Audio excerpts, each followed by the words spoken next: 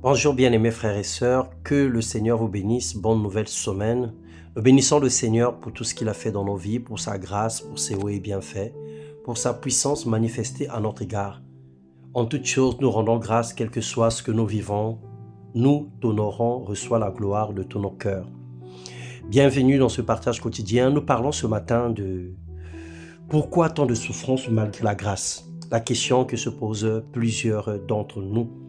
Michée 6, le verset 9 au verset 16, il est écrit « La voix de l'Éternel crie à la ville, et celui qui est sage craindra ton nom.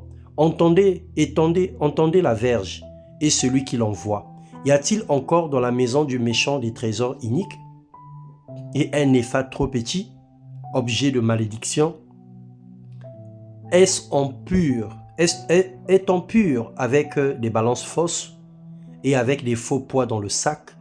Ces riches sont pleins de violence, ces habitants profèrent le mensonge, et leur langue n'est que tromperie dans la bouche.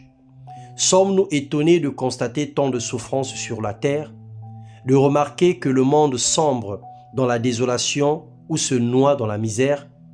Nous avons acquis des biens par extorsion, nous avons sacrifié des humains dans les rites magiques et en sorcellant, nous avons déshonoré Dieu et nous avons pillé nos proches. La haine et le mal prennent la première place dans nos vies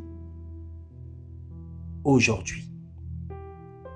C'est pourquoi, dit l'Éternel, je te frapperai par la souffrance, je te ravagerai à cause de tes péchés, tu mangeras sans te rassasier et ta faim sera au-dedans de toi. Je te livrerai à la destruction et je ferai de tes habitants un sujet de raillerie. Michée 6, le verset 9 à 16. Le Seigneur a décidé, après plusieurs avertissements, d'agir. La sentence est là. Sa main ne se retirera pas sur le peuple rebelle. Il y aura encore et encore la souffrance sur la terre. Mais Dieu préservera les humbles. Il aura un regard sur ceux qui crient à lui. Ils seront consolés et apaisés.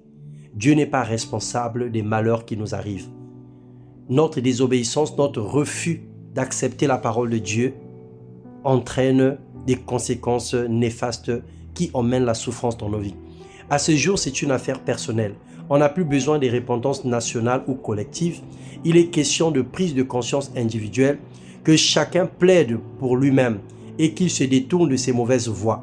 Que chacun fasse le ménage et amène la lumière sur sa vie et revienne à Dieu de tout son cœur. Bien-aimé dans le Seigneur, entre dans l'arche, demeure à Goshen, cache-toi dans le torrent de Kérit, va à Patmos, fais la rencontre exceptionnelle avec Dieu pour te repentir sincèrement afin de bénéficier de la grâce qui est encore disponible.